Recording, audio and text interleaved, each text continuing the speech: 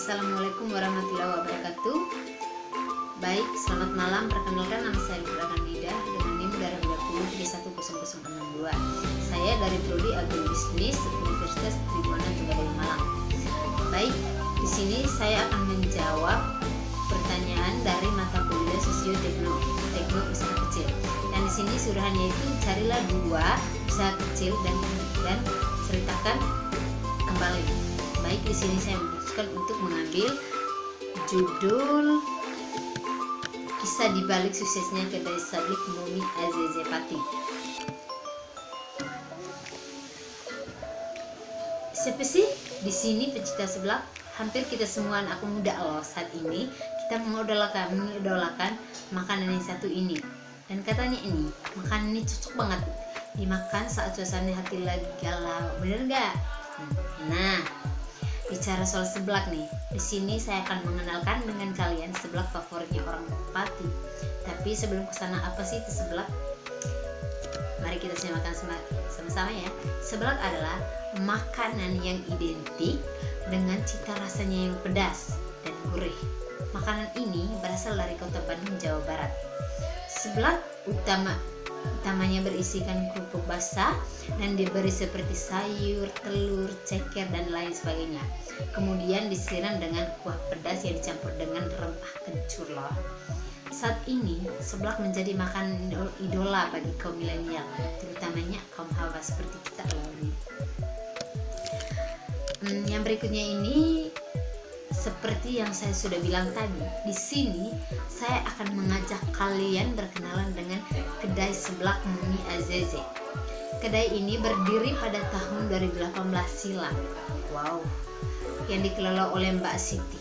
Kedai ini berada di Jalan Penjagi 1 nomor 5 Kaborong Patilor, Kecamatan Pati, Kabupaten Pati di Jawa Tengah.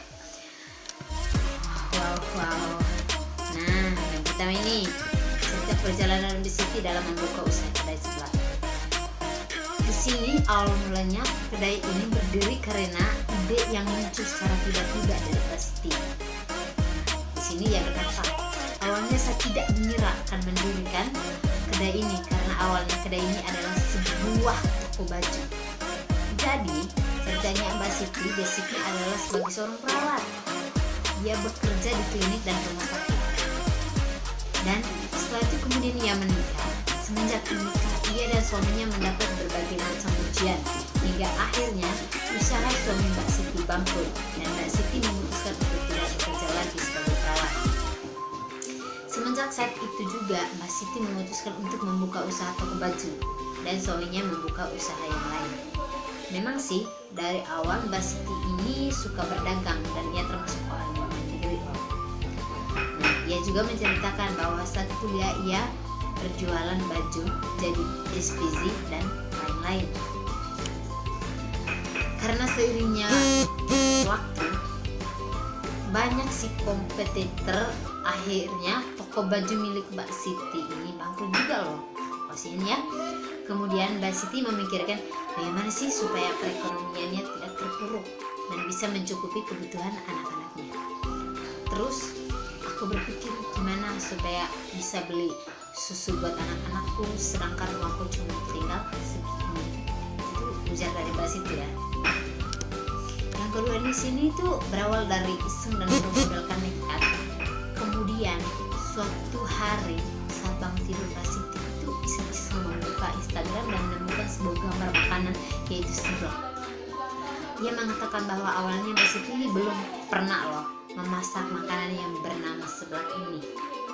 Dan setelah melihat salah satu gambar seblak yang terlihat begitu menggoda dan menggugah selera, akhirnya Mbak Siti mendapatkan ide untuk membuat seblak dengan membuat racikan bumbunya. Dia membuat racikan ini sendiri ya, tanpa bantuan orang lain gitu, tanpa tanya orang gitu. Pada saat Mbak Siti hanya bermodalkan nekat dan hanya membuka uang 50.000, bayangkan 50.000 saja nih, karena semua hartanya miliknya itu sudah habis dijual. Wah, kasihan juga ya. Kemudian Mbak Siti memberanikan diri untuk membelanjakan bahan-bahan untuk membuat seblak dan Akhirnya dia berbelanja dengan habis uang 40.000. Lalu dengan segera Mbak Siti pun memasak seblak dalam satu wajan penggorengan, dan foto atau gambar yang ada di Instagram di screenshot dan kemudian diposting di Facebook. Jadi saat itu juga aku langsung posting gambar punya orang tadi yang aku ambil di Instagram, itu ujaran Mbak Siti ini. Alhamdulillah setelah diposting ada pun pelanggan yang memesan pada saat itu. Mbak Siti menjual dengan harga 5.000 per porsi. Wow. Yang berikutnya ini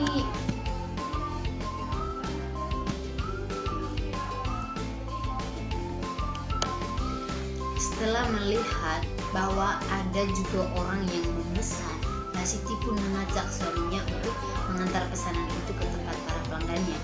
Karena pada saat itu Mbak Siti menawarkan jasa delivery.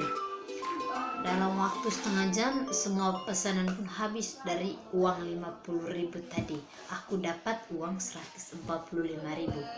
Bayangkan guys, 145.000 dengan modal 50.000 itu lah. Itu kan apa ya, sangatlah ya the best lah. Itu ujar dari Mbak Siti ini ya. Dan akhirnya di perjalanan pulang para pelanggan tadi ketagihan loh dan ingin pesan lagi. Kayaknya enak ya, sehingga pelanggan ini bisa apa ya, ketagihan loh. Padahal tanpa dia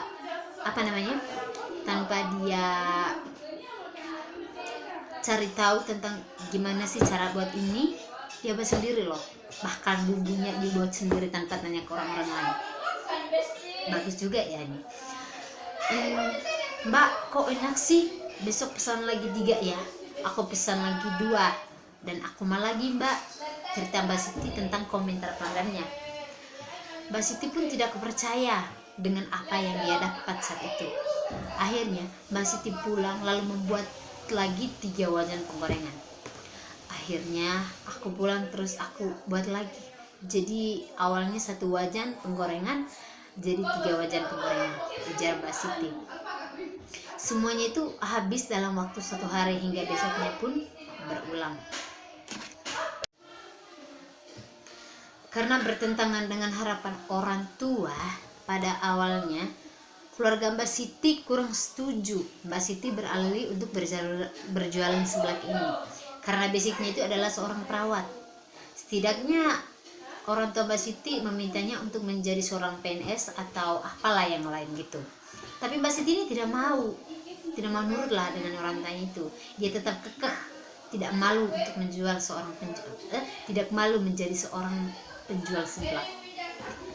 Dan 1 tahun kemudian, akhirnya selama setahun berjualan seblak, Mbak Siti bisa melunasi utang-utangnya dan ia bisa mendapatkan uang ratusan juta guys. Lalu ia bisa membeli mobil dan mulai berani mengambil karyawan. Dan di sini juga apa ya, setelah melihat kesuksesan dan perkembangan dari menjual seblak, Mbak Siti ini memutuskan untuk mengobrolkan seluruh isi yang ada di toko baju miliknya itu dalam waktu kurang dari 3 minggu lah. Akhirnya toko baju itu dirubah menjadi kedai seblak yang sekarang ini diberi nama Kedai Seblak Mumi Azize. Azize itu nama dari anak-anaknya ya. Nah, di sini juga yang saya tangkap ini menjadi favoritnya warga Pati loh ini. Ini loh. Kini Mbak Siti ini menjadi seorang apa ya? Mungkin kita tahu sendiri lah ya. Kini Mbak Siti bisa menjual sekitar 100 sampai 200 porsi seblak per harinya. Yang awalnya hanya 50 porsi dan bisa dibilang sekarang ini seblak milik Mbak Siti menjadi favorit bagi orang Pati. Aku sendiri sih belum coba ya, seperti apa sih itu seblak. Nah, yang di sini juga yang bisa saya tangkap ini apa ya? Tak hanya orang Pati, terkadang ada juga sih orang-orang di luar itu, di luar daerah demi apa ya, menikmati seblak ini. Dan saat ini kedai seblak Mbak Siti apa ya, sudah bisa dipesan lewat online di GrabFood guys. Nah, siapa yang mau coba nih? Dan di sini juga disediakan berbagai macam varian menu seblak yang bisa kalian pilih loh. Dan untuk favorit di sini yaitu seblak boci. Wow, aku pengen coba sih, tapi karena aku ini apa ya namanya, belum pernah coba yang namanya seblak. Aku kurang tahu. Nah, di sini juga saya bisa tangkap apa ya? Kalau yang paling bestseller di sini sih seblak boci, kata Mbak Siti. Untuk jam bukanya itu setiap hari mulai dari jam 11 sampai jam 8 waktu Indonesia Barat. Buruan ya guys.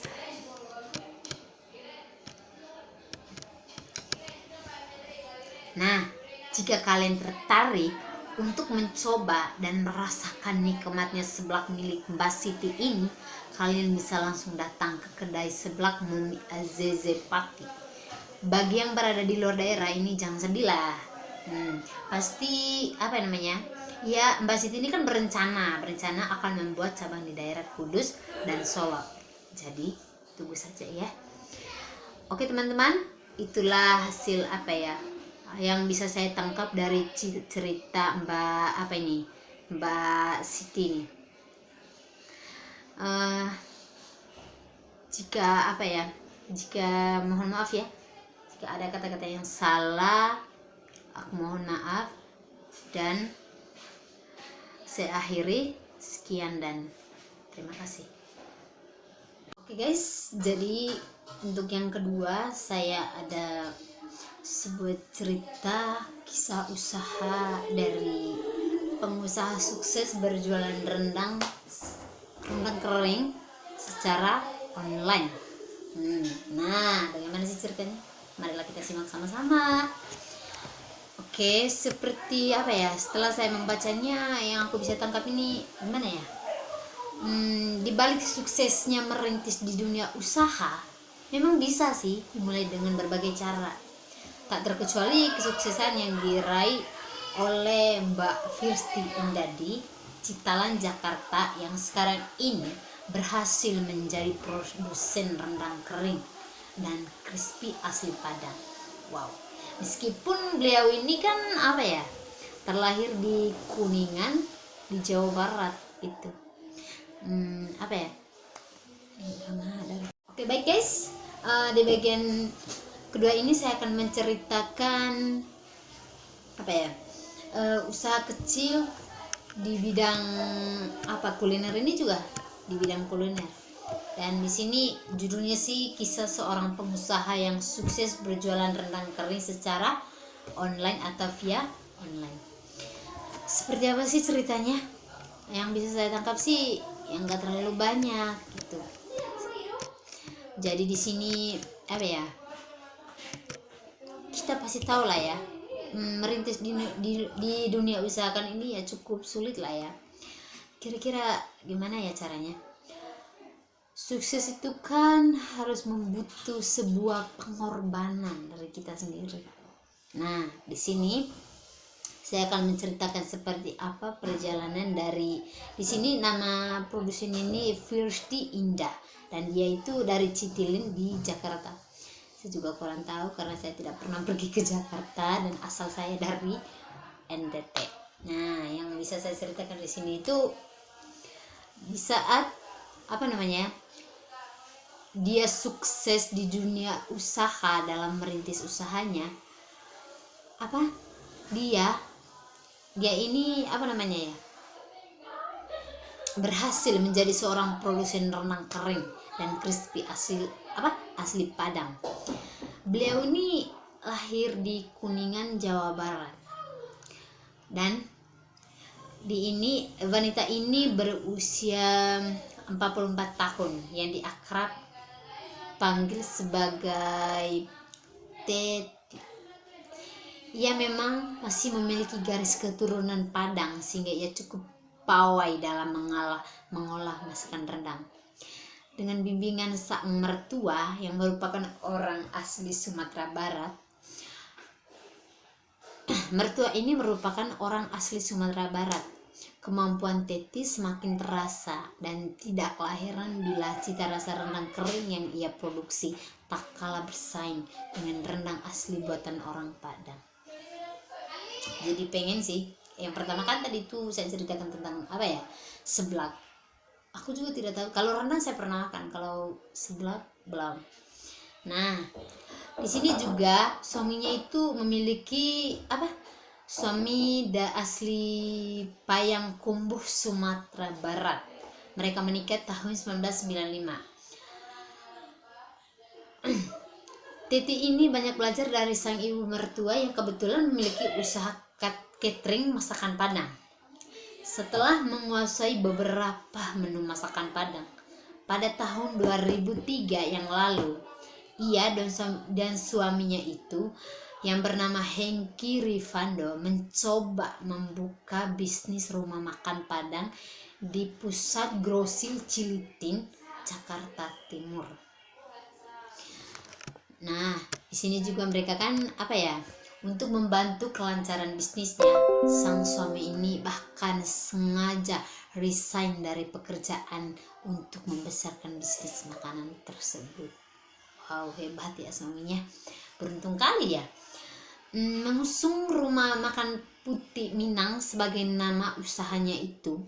Sayangnya pasangan suami istri ini gagal dalam merintis usaha rumah makan Padang, sehingga suaminya memutuskan untuk kembali bekerja di sebuah bank. Meski mengalami kegagalan, namun Teti belum mau menyerah dan ia kembali menggeluti usaha pembuatan rendang yang merupakan ciri khas makanan Padang. Dengan bermodalkan mereka waktu itu, sisa uangnya itu uang tabungan ini, sisanya 2 juta rupiah yang dimiliki Teti saat itu. Selama berapa bulan mereka mulai bereksperimen menciptakan racikan rendang yang lezat, hingga akhirnya ia pun menemukan formula yang tepat untuk membuat rendang. Ciri khas dari dia bisa bertahan 3 bulan lamanya sih. Menggunakan rendang datuk sebagai brand produknya. Sekarang ini setiap bulannya Teti bisa menghabiskan sedikitnya 500 kg daging sapi untuk diolah menjadi rendang kering. Oh, bahan dasarnya ini jadi dari daging sapi ya. Nah, bahkan tidak hanya itu saja, ia juga mengolah sekitar 200 kg paru dan 1000 butir telur untuk menjadikan rendang crispy yang rata-rata produknya dibanderol Teti dengan harga 40 juta sampai 250 juta per toples. Salah guys, 40.000 sampai 250.000 per toples. Bayangkan. Dari bisnis ini juga, rendang yang ia jalankan saat ini, tidaklah heran bila ia bisa meraup omzet sekitar 150 juta rupiah setiap bulannya. Bahkan omset tersebut bisa naik hingga 10 kali lipat jika memasuki musim Lebaran Idul Fitri dan yang lain tuh, Lebaran Haji gitu. Aku sih kurang tahu juga ya guys. Di sini juga belakangan sekitar untuk memulai memasarkan itu, dia melakukan secara online sehingga konsumen yang memesan rendang datuk tidak hanya masyarakat lokal namun juga menjadi salah satu obat rindu bagi para rantauan. Aku juga sih merantau. Saya kan asli orang Flores, bertepatan di Manggarai. Nah, sampai hari ini ia mengaku telah mengirimkan produk rendang datuk ini ke benua Australia, Amerika, Eropa, dan Timor Leste. Hebat ya. Tidak hanya itu saja sih, produk rendang tersebut juga mulai dipesan para jemaah Indonesia yang hendak berangkat umroh maupun haji. Jadi kekuatan cita rasa rendang yang ditawarkan serta daya tahan produk yang relatif lama menjadikan produk rendang kering dan crispy ini diterima pasar dengan baik dan mendatangkan untung besar setiap bulannya. Semoga informasi kisah pengusaha berjualan rendang kering via online bisa memberikan manfaat bagi para pembaca dan menjadi salah satu inspirasi bisnis yang dijalankan para pemuda yang sedang bingung mencari peluang usaha. Baik, kita harus terus maju buat Indonesia dan salam sukses. Oke, baik teman-teman, mungkin sekian dari saya sudah menceritakan tentang Ibu Teti ini, dimana dia di sini membuat rendang gitu, dari bahan pokoknya itu dari daging sapi. Nah guys, jika ada kata-kata yang kurang menarik atau yang kurang tepat dari saya, mohon maaf. Baik, begitu saja presentasi dari saya. Sekian dan terima kasih.